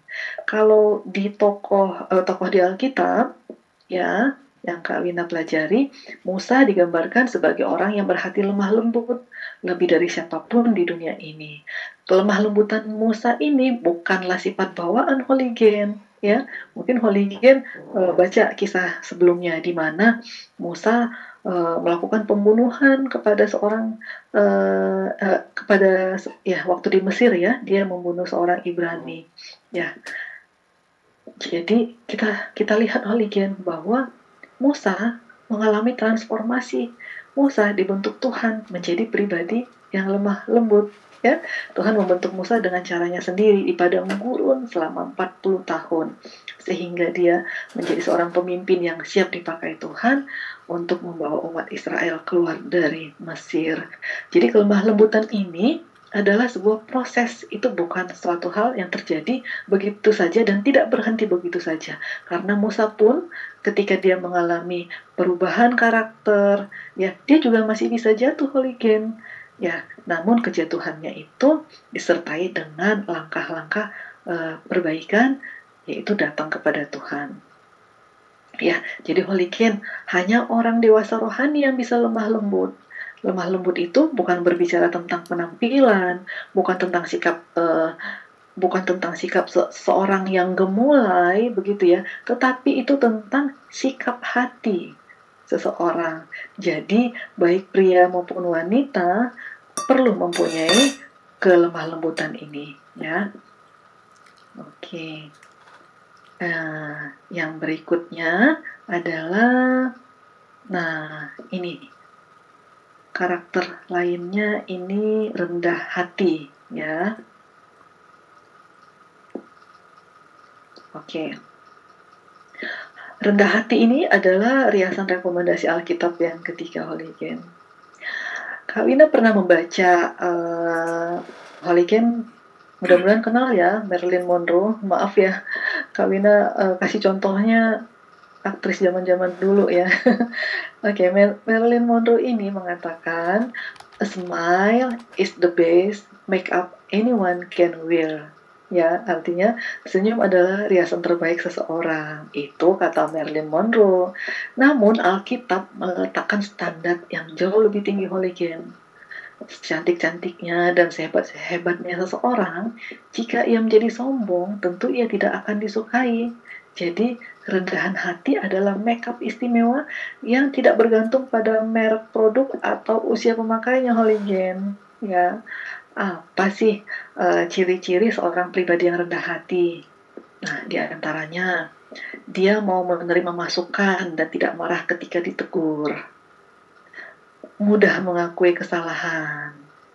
Mau meminta maaf terlebih dahulu, meskipun kadang-kadang itu bukan kesalahanmu.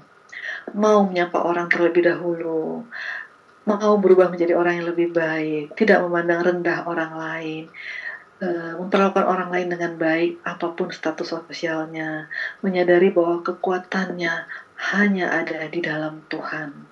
Jadi kerendahan hati bukan semata-mata soal bersikap baik kepada sesama, melainkan adanya kesadaran bahwa kekuatannya berasal dari Tuhan.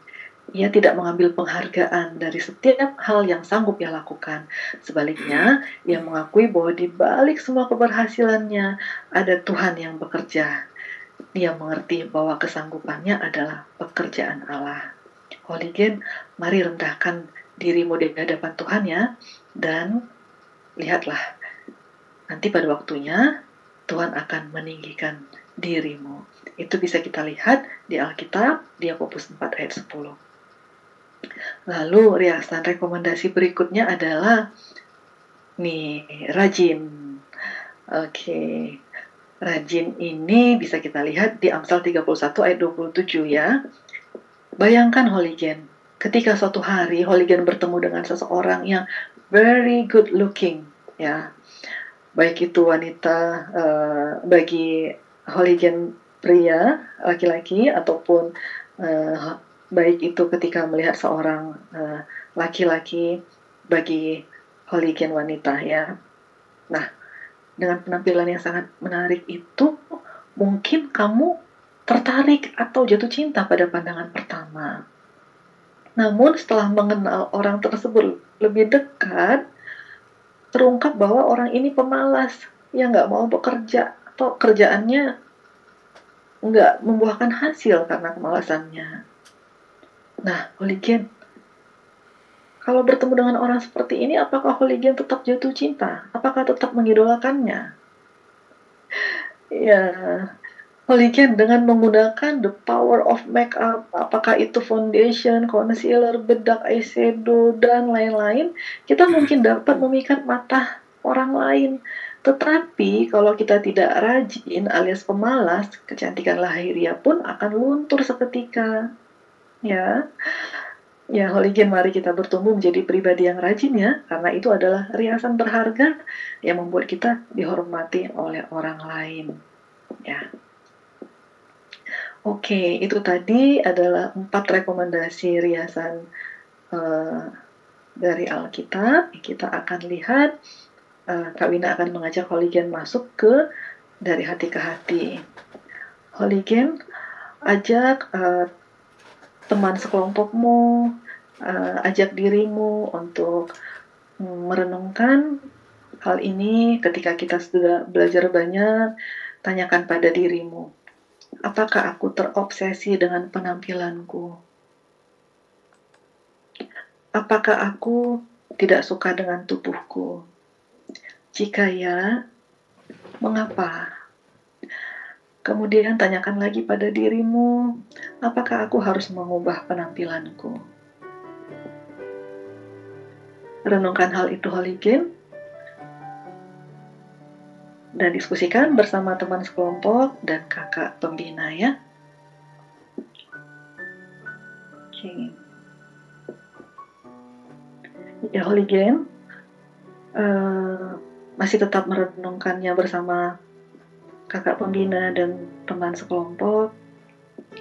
Dikatakan di Alkitab di Roma 12 ayat 3, ya, Alkitab menasihati kita untuk tidak memikirkan diri kita sendiri lebih daripada yang semestinya. Ya, jadi jangan berlebihan ya Holigen. Boleh memikirkan penampilan, tetapi ada batasannya. Ya. Dan bagaimana kalau seandainya kamu ada pada kondisi yang terus-menerus berkecil hati karena masa tubuhmu kurang ideal, sampai-sampai kamu terobsesi dengan semua itu.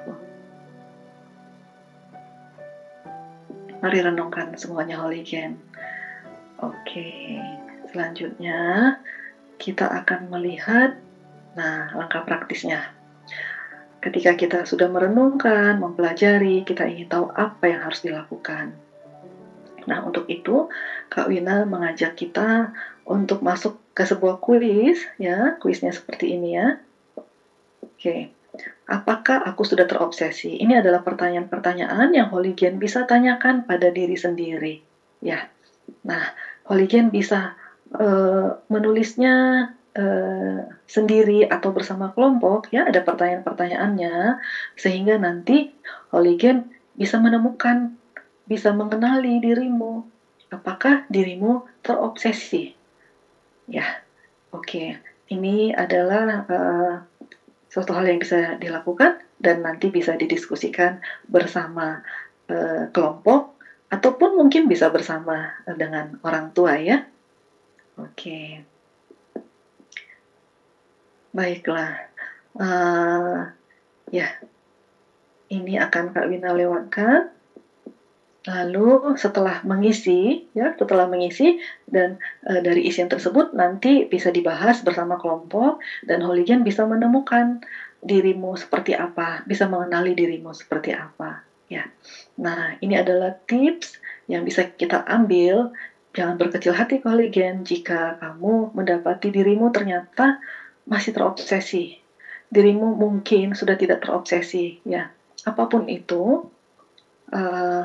kita mempunyai cara terbaik untuk tampil menarik sesuai dengan firman Tuhan ya. Yang pertama kita bisa lihat dari Pengkhotbah 6 ayat 9. Nanti Holigen bisa baca sendiri juga. Cara terbaiknya syukuri apa yang kamu miliki, ya. Ya. Jadi kita perlu bersyukur dengan apa yang ada pada diri kita, Holigen. Kemudian kita juga boleh melakukan latihan seimbang, ya, latihan seimbang baik itu jasmani maupun rohani. Jadi kita perlu menjaga kesehatan tubuh, menjaga kesehatan penampilan, tapi jangan lupa juga latihan rohani, yaitu dengan cara berdoa, merenungkan firman Tuhan, mengenal Tuhan lebih dalam lagi, ya. Kemudian cara terbaik untuk tampil menarik berikutnya adalah memperhatikan kecantikan batinnya. Ya, ingat Holigen, manusia melihat apa yang tampak di mata, tetapi Tuhan melihat bagaimana hati kita. Ya. Nah, yang bisa kita lakukan adalah yang pertama, jangan mudah termakan oleh apa yang dipromosikan oleh media. Ya, media boleh mempromosikan, menampilkan, menayangkan apa saja. Tetapi ketika kita sudah punya dasar, dan semoga Holigen bisa memahami semua yang sudah kita bahas ya, sehingga Holigen mempunyai dasar yang cukup kuat, dan sudah tidak mudah lagi termakan oleh apa yang dipromosikan oleh manusia. Dan yang kedua yang bisa kita lakukan adalah kembangkan pribadi terbaikmu, Holigen. Seperti yang kamu idamkan. Misalnya, pikirkan hal-hal positif, hal-hal baik yang kamu punya, potensi-potensi yang kamu punya, kembangkanlah itu. Ya. Kemudian yang ketiga, ya, ini seharusnya, ya, oke, ini Kak Wina terlewat menggantinya. Ini adalah carilah panutan. Ya, cari panutan atau teladan. Ini mungkin diantaranya bisa dari kakak rohani, bisa pula orang tua atau anggota keluargamu yang benar-benar dapat dijadikan contoh. Jadi carilah panutan untuk engkau bisa melakukan hal-hal yang baik, khususnya dalam menghargai dirimu dan melihat kecantikanmu tidak hanya dari luar tapi dari hati. Oke, Holigen, ya, ini, oke, ya, ini ada sedikit lagi. Kalau kemarin Kak Wina share stories tentang seorang remaja yang mengalami beauty addiction atau beauty addiction. Sekarang kita juga Kak Wina juga akan share bagaimana ada dua remaja yang mengambil sikap untuk tidak lagi membiarkan orang lain mempengaruhi keputusan mereka dalam hal penampilan. Ini bagus sekali untuk menjadi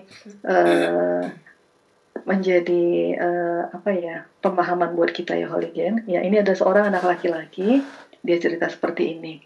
Dulu aku nggak percaya diri, aku nggak punya baju yang tren. Model rambutku juga nggak keren. Aku juga nggak punya sepatu model terbaru. Karena terlalu fokus pada penampilan, hubunganku dengan Tuhan jadi terganggu. Bahkan waktu aku lagi sekolah, lagi bareng dengan teman, lagi ibadah keluarga, aku nggak konsentrasi. Yang aku pikirin adalah, apa yang aku akan pakai besok? Papa coba bicara sama aku, dia bacain aku dua ayat yang sangat bagus. Yang pertama, 1 Petrus 3 ayat 3 dan 4. Jangan utamakan kecantikan yang tampak di luar. Jadi kita nggak boleh terlalu fokus sama apa yang ada di luar, maksudnya penampilan kita. Nah, alasannya ada di Amsal 31 ayat 30, dikatakan kecantikan bisa saja hilang. Jadi meski kita berupaya keras supaya kita terlihat keren, ganteng, atau cantik, pada akhirnya itu semua akan hilang. Waktu aku renungkan ayat-ayat itu, aku jadi sadar apa yang paling penting. Sekarang aku nggak terlalu pusing soal penampilanku, aku nggak terlalu pikirin soal itu. Kakak rohaniku pun benar-benar bantu aku supaya aku nggak terlalu fokus sama diriku sendiri, tapi lebih fokus untuk bantu orang lain. Aku fokus untuk lebih ramah, lebih perhatian pada orang lain, dan menyediakan waktu untuk mereka. Percaya deh, aku sendiri benar-benar merasakan manfaatnya. Aku bisa mengikuti pelajaran di sekolah dengan baik, dan aku juga aktif di komunitas pemuda gereja. Selain itu, aku lebih bahagia. Itu pengalaman teman kita yang bernama Aldis. Dia seorang pemuda laki-laki ya. Kemudian kita juga lihat pengalaman dari teman kita yang bernama Rita. Nah, dikatakan begini, kita mudah sekali terpengaruh oleh media sosial. Mungkin kita ingin lihat tren terbaru atau penampilan orang lain. Apa penampilanku juga harus begitu? Kenapa aku nggak bisa seperti itu? Aku harus gimana supaya bisa kelihatan seperti itu? Aku pernah sangat menderita demi mendapatkan bentuk tubuh yang aku inginkan. Dulu aku mengejar standar kecantikan yang nggak masuk akal. Akhirnya aku menderita gangguan makan. Orang tuaku sangat membantu aku. Mereka benar-benar dengarkan waktu aku ceritain perasaan dan keadaanku. Kami sering bicara banyak hal di berbagai kesempatan.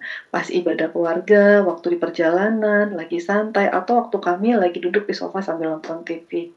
Papa juga suka tanya gimana keadaanku dan gimana kegiatanku hari itu. Yang sangat membantu aku adalah, jadi ada waktu-waktu tertentu di mana aku sama sekali nggak buka media sosial.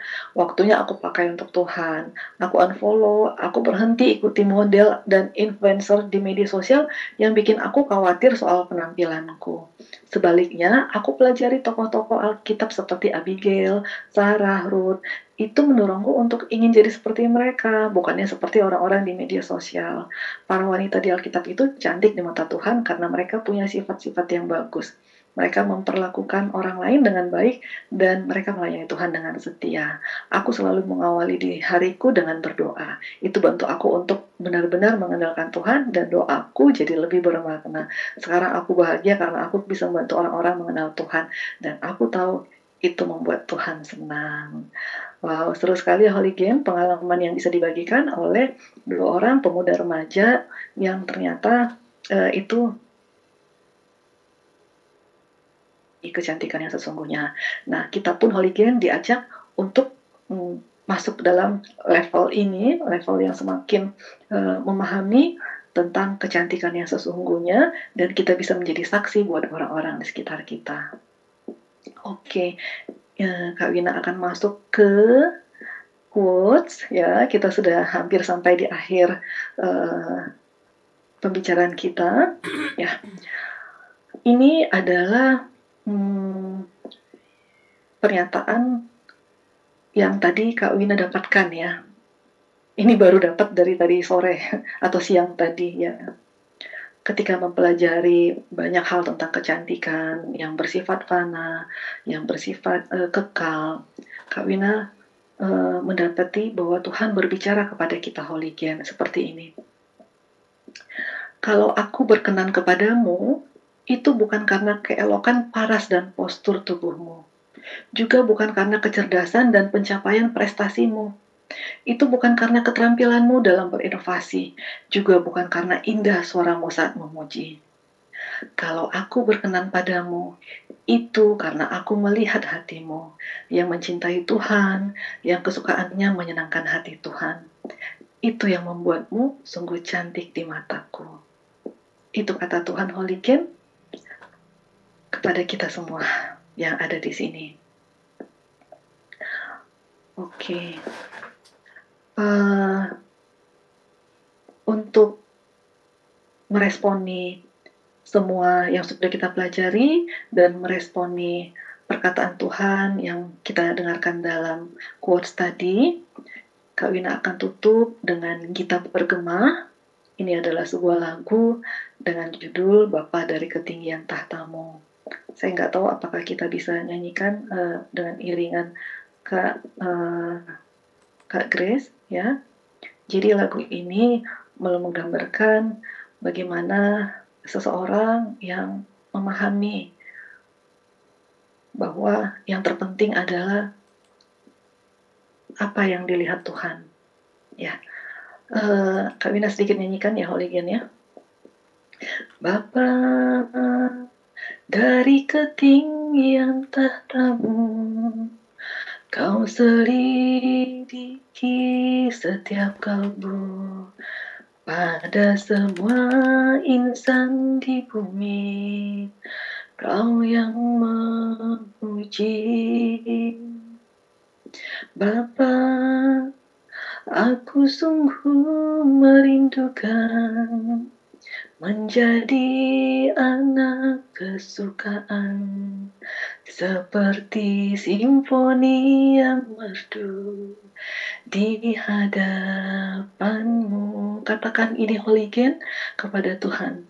Kiranya Engkau temukan di matamu aku berkenan di antara manusia. Itulah kehormatanku terindah dalam hidupku, kebahagiaan di hadiratmu. Amin. Terima kasih Holy Gen. Terima kasih. Ini adalah akhir session kita. Kak Wina akan tutup dalam doa. Tuhan, terima kasih. Kami telah mempelajari banyak sekali Tuhan apa yang Kau taruh di dalam hati hamba untuk dibagikan kepada semua The Holy Generation. Tuhan, kiranya Engkau yang menyempurnakan ini dengan pertolongan Roh Kudus. Biarlah ini boleh menjadi berkat, biarlah ini boleh menumbuhkan iman para generasi muda, generasi The Holy Generation menjadi semakin mengerti betapa yang Tuhan rindukan adalah kecantikan hati, dan bahwa mereka layak mempersembahkan kecantikan hidupnya kepadamu Tuhan, untuk menjadi persembahan yang menyukakan hatimu. Tuhan, jika saat ini kami akan mengakhiri session ini, kami memohon kepadamu, kiranya Engkau yang terus-menerus menambahkan hikmat, pengetahuan, pengertian kepada kami, dan menyingkapkan banyak sekali isi hatimu, sehingga kami boleh bertumbuh-tumbuh di dalam iman dan percaya kami kepadamu. Terima kasih Tuhan, berkatilah kami semua, dan khususnya Holy Generation. Kami bawa doa kami di dalam nama Tuhan Yesus. Amin. Amin. Terima kasih. Saya kembalikan kepada Kak Grace. Amin. Terima kasih kepada Kak Wina yang udah menyampaikan materi. Ini final ini, yang hari ini final ya. Minggu depan kita akan masuk dalam judul yang baru lagi. Iya, Terima Kak. kasih Kak Wina yang sudah 3 minggu berturut-turut mengajar kita tentang materi kecantikan buatan ini ya. Terima kasih, saya tadi sangat terberkati dengan riasan yang sesungguhnya yang di Alkitab itu yang seperti apa riasan yang Tuhan mau ya. Oke, Kak Wina bisa stop share di sini. Baik, jadi riasan yang Tuhan mau itu ternyata ada banyak ya di Alkitab ya. Ada hati yang lemah lembut, ada kerajinan, kayak gitu-gitu ya. Nah, itu sangat luar biasa sekali. Saya lihat bagaimana Tuhan itu ingin kita ini memiliki karakter-karakter yang membuat kita tuh tampak cantik, dan itu tidak lekang oleh waktu, tidak termakan oleh keriputnya kulit kita ya, tetapi karakter yang emas, karakter yang cantik itu membuat kita sampai umur berapapun kita terlihat menarik. Begitu. Baik. Bapak Ibu Saudara, silahkan bagi yang mau bertanya sebelum kita masuk dalam ruang tanya jawab di kolom chat. Kak Ramona akan menyediakan link presensi untuk bisa kita isi, karena hanya teman-teman yang masuk di dalam Zoom ini dan mengisi link presensi akan kami berikan materinya setelah diedit ya, tidak langsung seketika ini juga, karena kami ini juga punya waktu, mohon diberi waktu untuk mengedit ya, sehingga ketika materi sampai di tangan Anda itu bisa cantik, baik, nggak banyak salah ketik ya, nggak banyak kesalahan ayat dan lain sebagainya. Baik, saya serahkan waktunya kepada Ibu Heni untuk memberikan pengumuman acara-acara Shema Adonai terdekat berikut ini. Iya, baik Bu Grace. Malam ini ya Bapak Ibu, di jam 21:10 kita akan ada pengajaran yang akan diajarkan oleh Ibu Ramona Napi Tukulu. Temanya menarik sekali nih Bapak Ibu, mengenai Simon Petrus. Ya, kita sudah mengenal Simon Petrus ya, tokoh dia di dalam Alkitab yang sangat terkenal. Nah, hari ini Simon Petrus yang impulsif diubahkan Tuhan. Wow, yuk kita belajar bareng. Nah, yang menjadi moderatornya adalah Pak Sam Siagian. Malam ini Bapak Ibu jangan lewatkan kesempatan ini ya. Kemudian di Shema Adonai setiap hari Senin sampai hari Sabtu ada pengajaran renungan pagi. Jadi renungan pagi kami ini sedikit poinnya di dalam pengajaran firman ya. Jadi lebih berat istilahnya. Karena saya sering ikut kalau pelajaran renungan itu singkat gitu ya. Cuman motivasi hidup gitu. Tapi ini banyak ayat-ayat firman secara teologi dikupas. Jadi Bapak Ibu jam 5.30 hanya di Zoom Shema Adonai atau di channel Cahaya Firman. Jadi kalau Bapak Ibu sekarang ada di channel-channel lain, Bapak Ibu tidak akan bisa melihatnya karena kami tidak kaitkan ya ke channel-channel lain. Nah, Bapak Ibu, ini channel kami yang baru, ini yang ketiga ya. Pertama, kedua hilang, dan ini yang ketiga. Sangat mengherankan sekali karena di saat kita mengabarkan firman, dan di sini hanya tidak ada debat-debat ya, tetapi channelnya hilang Bapak Ibu. Tapi gak apa-apa, kita tahu memang kuasa si jahat ingin memusnahkan ya, ingin menghancurkan. Tetapi dengan saya punya Bapak Ibu sebagai saudara-saudara seiman, pasti Bapak Ibu mendukung pelayanan kami. Nah, Bapak Ibu tolong subscribe yang belum subscribe, yang sudah subscribe terima kasih banyak, Tuhan memberkati. Dan Bapak Ibu jangan lupa like, komen, dan Bapak Ibu juga bisa share ke teman-teman supaya juga mendapatkan berkat. Saya kembalikan kepada Bu Grace. Baik, terima kasih Bu Heni untuk informasi-informasi yang sangat bermanfaat buat kita semua. Ayo pakai waktu untuk belajar, pakai waktu untuk merenungkan firman Tuhan lebih banyak lagi, supaya kita juga terus bertumbuh dalam pengenalan akan firman Tuhan. Baik, silakan mungkin ada Bapak Ibu Saudara yang mau bertanya seputar kecantikan sintetis. Waktu kita sebenarnya sudah over ini, tapi ya kita genapkan 2 menit lagi. Mungkin kalau ada yang masih mau bertanya, saya persilahkan. Silakan Saya, Bu Grace. Ya, silakan Kak Ramona. Saya mau tanya yang tadi Kak Wina yang tadi sempat bahas rinoplasti ya. Saya tuh melihat fenomena sekarang di selebritis Indonesia ini sering banget mereka bilang ya ada ada struktur hidung yang kurang bagus apa gitu ya, terus terus akhirnya mereka rinoplasti di luar negeri gitu. Terus setelah selesai tapi kok hidungnya tuh jadi lebih mancung gitu ya, jadi memang jauh lebih bagus dari sebelumnya. Apakah memang rinoplasti yang untuk perbaikan struktur itu juga memang untuk memancungkan, atau itu hanya sekedar dia bilang aja untuk memperbaiki, tapi sebenarnya maunya ya supaya lebih mancung atau lebih bagus? Gimana menurut pendapat kalian? Masih termute ya, silakan. Pertanyaan yang baik ya, dan memang sangat lagi banyak menjadi perbincangan ya Kak Mona di media sosial ya. Jadi kalau bisa saya jelaskan, operasi bedah plastik itu ada 2 jenis secara bagian besar ya. Satu rekonstruksi, satu lagi estetika. Nah, rekonstruksi itu adalah memang sangat diperlukan. Jadi misalnya mengalami kecacatan atau fungsi yang tidak normal ya, atau apapun itu luka bakar, itu memang perlu dilakukan operasi bedah plastik.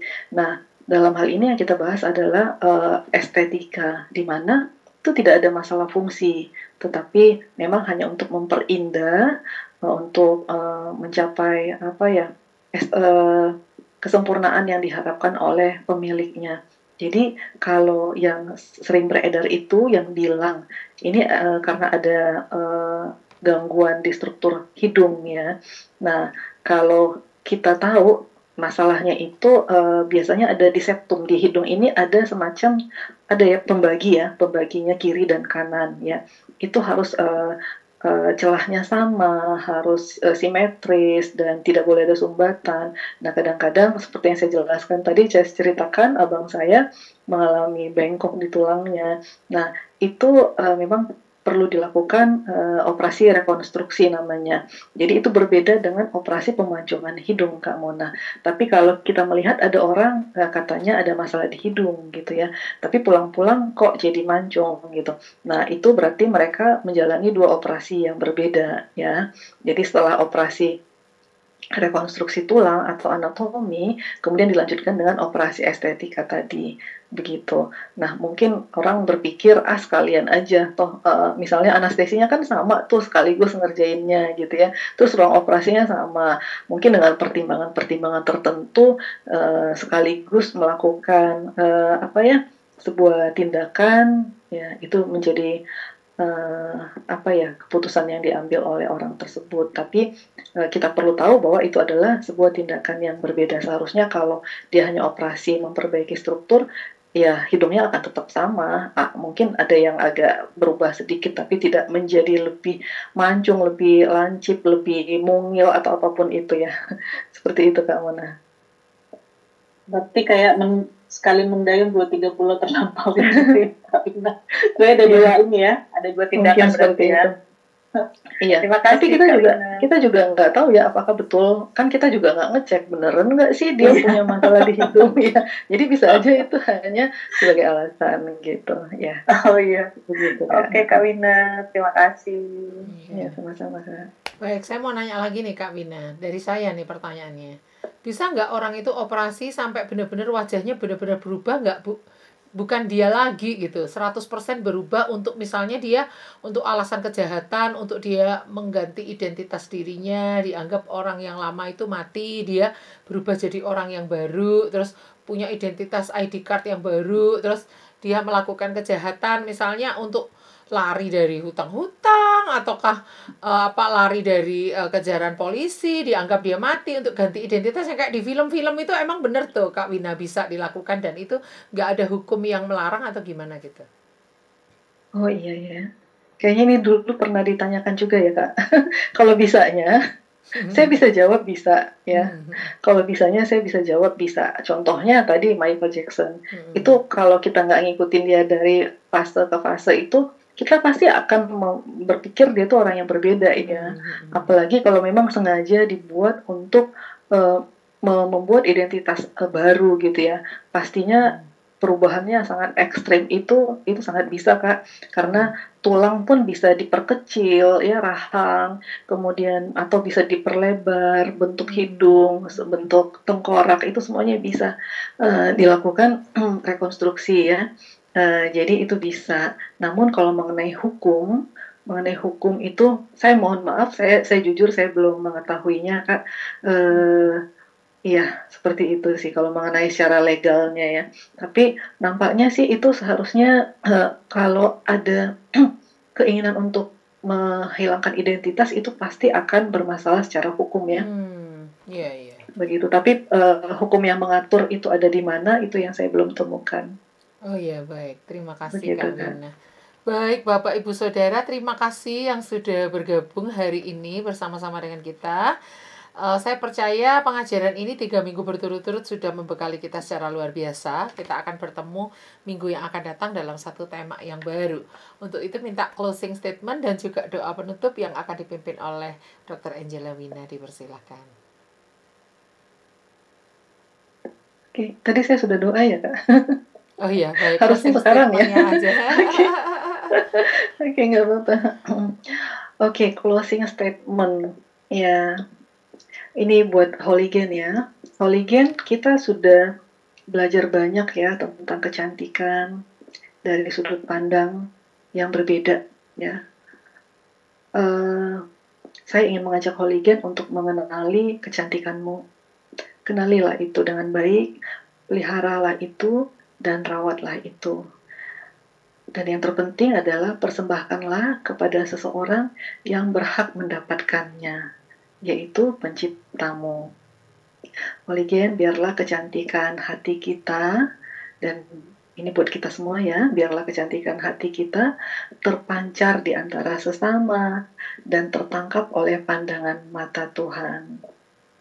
God bless all of young generation, the holy generation. Terima kasih. Kita tutup lagi dalam doa kan? Ya, silakan. Oke, ya. Tuhan, terima kasih Tuhan. Akhirnya session ini bisa kami selesaikan dengan baik, dengan lancar. Tentu ini semua campur tangan Tuhan. Ini semua karena pertolongan Tuhan. Kami kembalikan segala hormat, kemuliaan, keagungan hanya bagi nama-Mu Tuhan. Berkatilah kegiatan kami yang selanjutnya, semua aktivitas, semua rencana yang kami buat, di mana kami akan lebih banyak lagi mewartakan kebaikan-Mu, mengedukasi sesama kami, orang-orang sekitar kami melalui channel YouTube kami ini. Tuhan, berkatilah, kiranya ini boleh semakin memperlebar pekerjaan-Mu di muka bumi. Terima kasih Tuhan, kami akhiri acara kami ini dengan satu ucapan syukur hanya di dalam nama Tuhan Yesus. Amin. Amin. Baik, terima kasih kepada Bapak Ibu Saudara yang sudah mengikuti program ini. Terus kita semangat, terus kita maju sampai ketemu di hari Selasa yang akan datang dengan tema yang baru, dengan pengajarnya yaitu Ibu Ramona Napitupulu. Tuhan berkati semuanya. Shalom, shalom, shalom.